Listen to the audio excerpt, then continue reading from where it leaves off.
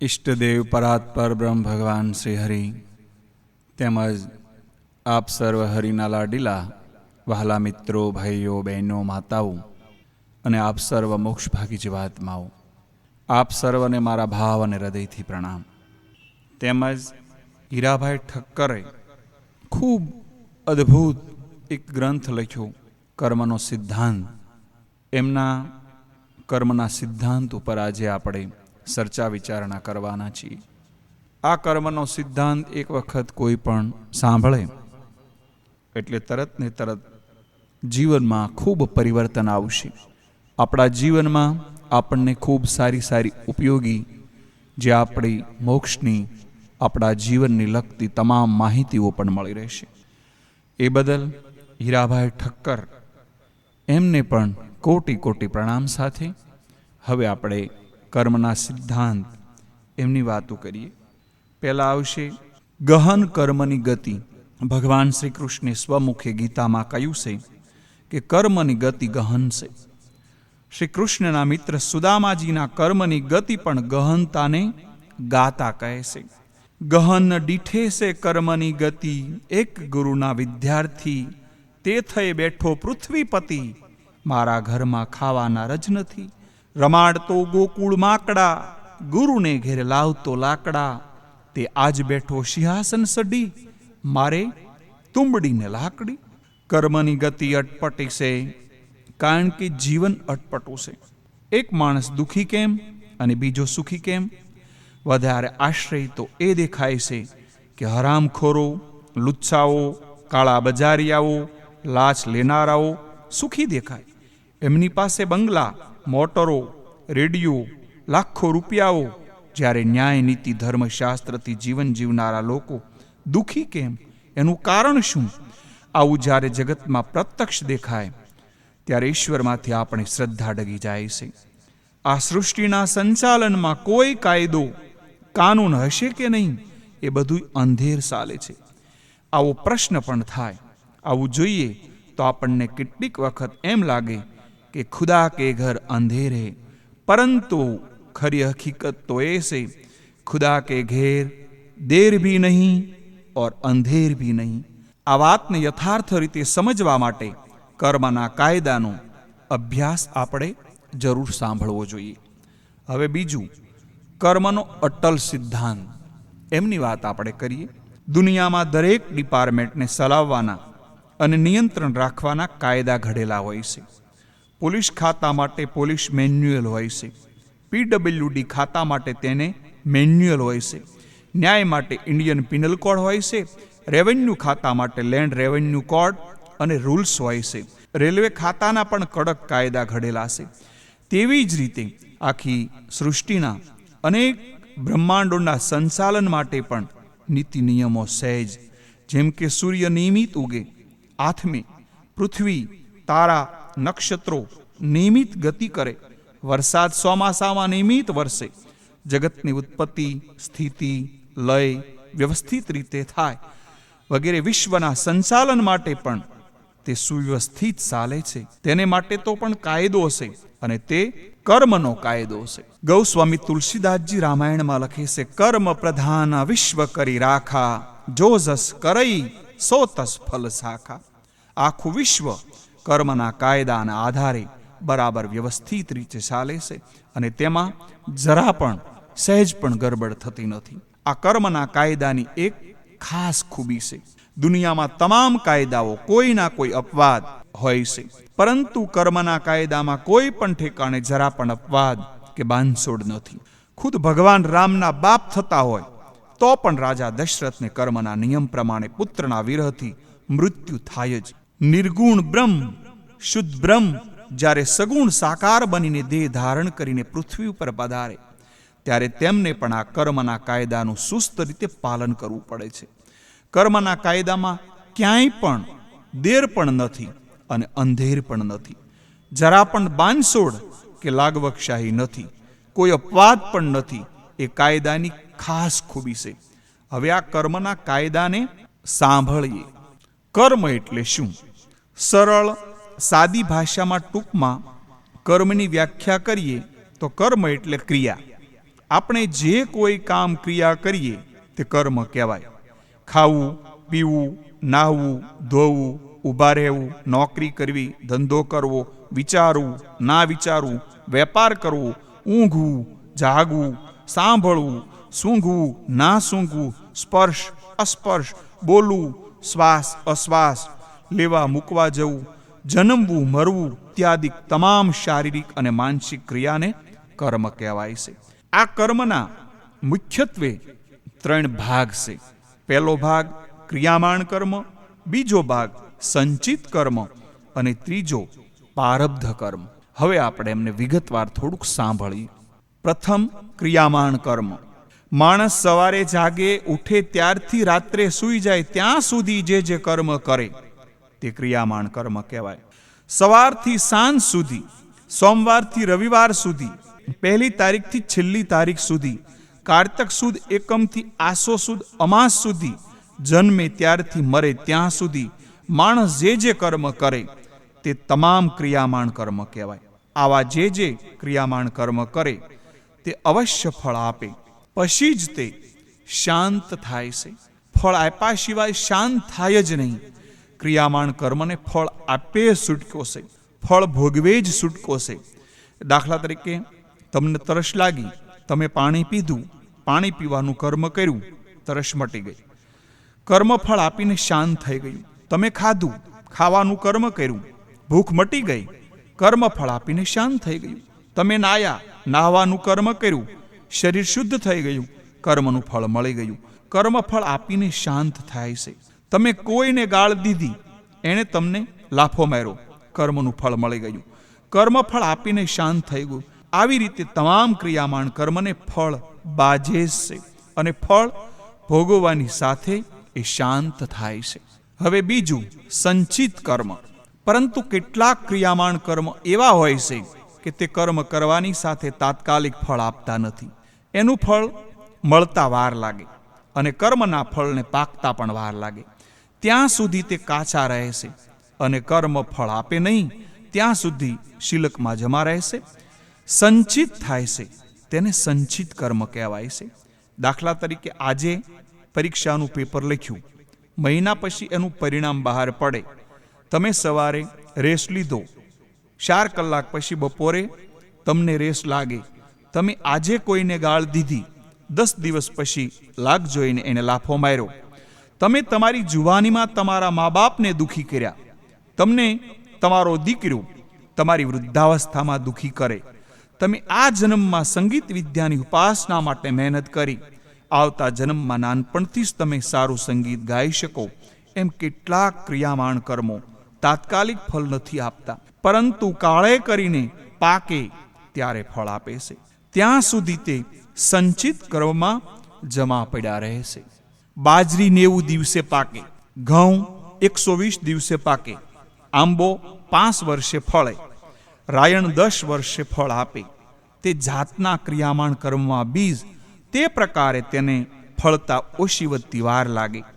આવી રીતે અનેક સંચિત કર્મ જીવનની પાછળ પડ્યા છે.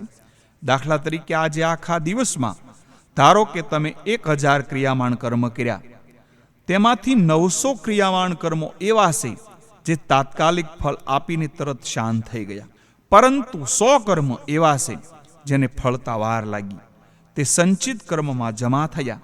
એવી રીતે આજે 100 કર્મો સંચિત થયા, આવતીકાલે બીજા 125 કર્મ સંચિત જમા થાય, પરંતુ દિવસે તેમાંથી 75 કર્મ ફળે, વપરાય અને શાંત થાય. 100થે દિવસે વળી બીજા 80 કર્મ સંચિતમાં જમા થાય. આ પ્રમાણે ભરઢોળ કરતા કરતા અઠવાડિયાના અંતે ધારો કે 300 સંચિત કર્મ જમા થાય અને મહિનાની આખરે 1100 કર્મ સંચિત થાય અને વર્ષની આખરે 14000 જેટલા કર્મ સંચિત જમા થાય અને જીવનમાં અંતે ધારો કે 8 લાખ કર્મ સંચિત થાય. બીજા જન્મના પાસા બીજા 7 લાખ કર્મ સંચિત થાય. તે પ્રમાણે અનાદિકાળથી અનેક જન્મના અસંખ્ય સંચિત કર્મના ઢગલા, અસંખ્ય કરોડો હિમાલય પર્વત ભરાય એટલા સંચિત કર્મના ઢગલા પડ્યા છે. જીવનની પાછળ જમા થયેલા પડેલા છે. આ તમામ સંચિત કર્મો આ જન્મે અગર તો હવે પછીના અનંતકાળ સુધીના અનેક જન્મોમાં ગમે ત્યારે પાકે અને તે કર્મોને ભોગવે ત્યાર પછી જ તે શાંત થાય. ન ભોગવે ત્યાં સુધી શાંત થાય જ નહીં. જીવ જો સાવધાનીથી ગંભીરતાપૂર્વક આની કલ્પના કરે તો ધ્રુજી ઉઠે, પરંતુ અવિદ્યાથી ઘેરાયેલો જીવ આની કદાપી કલ્પના કરતો જ નથી. રાજા દશરથે શ્રવણનો વધ કર્યો ત્યારે તેના વિરહથી મરતા મરતા તેના મા બાપે રાજા દશરથને શાપ દીધો કે તારું મૃત્યુ પણ તારા પુત્રના વિરહથી થશે. કારણ કે તે વખતે રાજાને એક પણ પુત્ર નહોતો, એટલે કે ક્રિયામાણ કર્મ ફળ આપીને શાંત થઈ શક્યું નહીં. પરંતુ તે ફળ સંચિત કર્મમાં જમા થયું. કાળે કરીને રાજાને એકને બદલે 4 પુત્ર થયા. મોટા થયા, પરિણ્યા. જ્યારે રામનો રાજ્યાભિષેકનો દિવસ આવ્યો એ વખતે પેલું સંચિત કર્મ ફળ આપવા માટે તત્પર થયું. આવા શુભ દિવસે પણ દશરથ રાજાને મૃત્યુનું ફળ પ્રાપ્ત કરાવીને શાંત થયું. તેમાં ઘડીભરનો પણ વિલંબ સલાવી લેવાનો નથી. ખુદ ભગવાન રામ પણ એમના પોતાના પિતાને ઓછામાં ઓછા 14 વર્ષ પૂરતું જીવનદાન આપી શક્યા નહીં. એમની પણ લાગવગ કે શેષરમ કાળની આગળ નભી શકી નહીં. જે શુદ્ધ ચૈતન્ય પરાત્પર બ્રહ્મ પોતે સાકાર સ્વરૂપ ધારણ કરીને પૃથ્વી ઉપર પધાર્યા તે રામ, જેમના શરણના રસથી સ્પર્શથી માત્રથી જે શૈલ્યાના અહલ્યા બની શકી, જેના શરણ રસના સ્પર્શથી માત્રથી પથ્થરને જીવતબાન મળી શકે, તે પરાત્પર બ્રહ્મ ભગવાન શ્રી રામ જો પોતાના પિતાનું આયુષ્ય માત્ર 14 વર્ષ માટે લંબાવી આપે તો તેમાં કોણ વાંધો લેવાના હતા અને શું વાંધો પડી જવાનો હતો? પણ ના, કર્મના કાયદાનું સુસ્ત પાલન કરવામાં કોઈ લાગવકશાહી હાલતી જ નથી. એટલે ખુદા કે ઘર અંધેર નહીં હે એટલું જ નહીં, પણ દેર ભી નહીં હે તેવા કર્મનો જડબે સલાક કાયદો છે. રાજા ધૃતરાષ્ટ્રના 100 પુત્રો એક સામટા મરી ગયા. ત્યારે રાજાએ ભગવાન શ્રી કૃષ્ણ ભગવાનને પૂછ્યું, મારા જીવનમાં મેં કોઈ એવું પાપ કર્યું જ નથી કે જેના ફળ સ્વરૂપે મારા એક સામટા 100 પુત્રો મરી જાય. ત્યારે ભગવાન શ્રી કૃષ્ણે તેને પાછલા જન્મો જોઈ જવા માટે દ્રષ્ટિ આપી. ત્યારે એણે જોયું કે આશરે 50 જન્મ પહેલા તે એક પારધી હતા અને વૃક્ષ પર બેઠેલા પક્ષીઓને પકડવા એને સળગતી ઝાડા એક વૃક્ષ પર નાખી. તેમાંથી બસવા કેટલાક પંખીઓ ઉડી ગયા, પરંતુ તે સળગતી ઝાડની ગરમીથી તેઓ આંધળા થઈ ગયા અને બાકીના 100 નાના પક્ષીઓ બળીને ખાખ થઈ ગયા.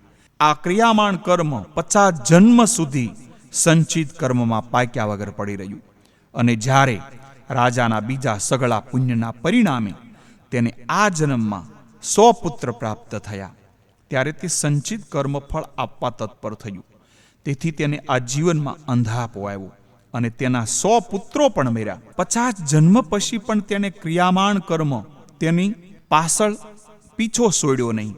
100 પુત્ર પ્રાપ્ત થયા એટલું પુણ્ય પેદા થાય ત્યાં સુધી તે કર્મ રાહ જોઈને બેઠું હતું. સંચિત કર્મમાં જમા પડી રહ્યું અને બરાબર લાગ આવ્યો એ વખતે તત્કાળ જરા પણ વિલંબ કર્યા વગર ફળ આપીને શાંત થયું. ખુદા કે ઘેરે અંધેર નહીં હે ઓર દેર ભી નહીં હે. કોઈ પણ માણસની પાસેથી તમે 500 રૂપિયા માંગ્યા હોય તો તે તમને ના આપે તો તમે દીવાની કોર્ટમાં દાવો કરો. કોર્ટ એની સામે રૂપિયા 500 વસૂલ કરવાનું હુકમનામું આપે અને બેલી વોરંટ બજાવવા જાય, તેમ છતાં કરજદાર પાસે બિલકુલ પૈસા હોય જ નહીં, તો બેલી હુકમદારનું વોરંટ બજાવવાની વસૂલાત શામાંથી કરી શકે? થોડા વર્ષ પછી પેલો અરજદાર કંઈક બીજા ધંધા કરીને 1000 રૂપિયા કમાય, તરત જ બેરી હુકમનામાનું વોરંટ બજાવી એની પાસેથી 500 રૂપિયા વસૂલ કરી જ લે, છોડે જ નહીં. બસ એ જ રીતે ક્રિયામાણ કર્મનું ફળ કદાચ તાત્કાલિક ન અપાવી શકાય તો તેમાં કર્મ સંચિત કર્મમાં જમા પડી રહે અને ભવિષ્યમાં જ્યારે બરાબર લાગ આવે તે વખતે તે પાકે અને ફળ અપાવીને જ શાંત થાય છે. આ પ્રમાણે ક્રિયામાણ કર્મ જે ફળ આપીને શાંત થતા નથી તે સંચિત કર્મ કહેવાય છે. હવે આપણે ત્રીજું પારબ્ધ કર્મ જાણીએ. સંચિત કર્મ પાકીને ફળ આપવાને તૈયાર થાય તેને પારબ્ધ કર્મ કહેવાય. અનાદિકાળથી જન્મ જન્માંતરના સંચિત કર્મના અસંખ્ય કરોડો હિમાલયો ભરાય એટલા ઢગલા જીવનની પાછળ જમા થયેલા છે. તેમાંથી જે સંચિત કર્મો પાકીને ફળ આપવા તૈયાર થાય એવા પારબ્ધ કર્મને ભોગવવાને અનુરૂપ શરીર જીવને પ્રાપ્ત થાય અને તે શરીર કાળ દરમિયાન તે પ્રમાણે પારબ્ધ કર્મ ભોગવ્યા પછી જ એમને એવો દેહ મળે. પારબ્ધ કર્મને ભોગવવાને અનુરૂપ દેહ, આરોગ્ય, પુત્ર, સ્ત્રી, સુખ, દુઃખ વગેરે જીવન કાળ દરમિયાન જીવને આવી રીતે મળે અને તે પારબ્ધ કર્મ પૂરેપૂરા ભોગવ્યા સિવાય દેહનો છુટકારો થતો જ નથી. ગટપણમાં લકવો થાય, 10 વર્ષ સુધી ખાટલામાં પડ્યા પડ્યા ગંધાય અને ભગવાન હવે મારો છુટકારો કરો અને કહે કે હે ભગવાન હવે મારો ક્યારે છુટકારો થશે, મારું પાનિયું ક્યારે નીકળશે, એમ અનેક વાર બકવાટ કર્યા કરે તો પણ જ્યાં સુધી પૂરેપૂરા પારબ્ધ કર્મ ભોગવી રહે નહીં ત્યાં સુધી તે દેહ છૂટે નહીં અને પારબ્ધ કર્મ ભોગવીને સમાપ્ત થાય પછી છોકરો મોઢામાં પાણી રેડે તો નાકે થઈને નીકળી જાય, પરંતુ એક ટીપું પાણી પીવા કે એક પણ શ્વાસ વધારાનો લેવા આ જીવ ઊભો ના રહે. દેહ તરત જ છૂટી જાય અને પછી જે બીજા સંચિત કર્મો પાકીને ફળ આપવા તૈયાર થયા હોય તે પારબ્ધ કર્મના ફળ ભોગવવાને અનુરૂપ એવો બીજો દેહ ધારણ કરવો પડે અને અનુરૂપ એમને માતા પિતા મળે, એવી જ એમને સ્ત્રી મળે, પુત્રાદિક તેને મળે અને તે જીવનકાળ દરમિયાન એ જીવનમાં ભોગવવાના તમામ પારબ્ધ કર્મ ભોગવીને છૂટે.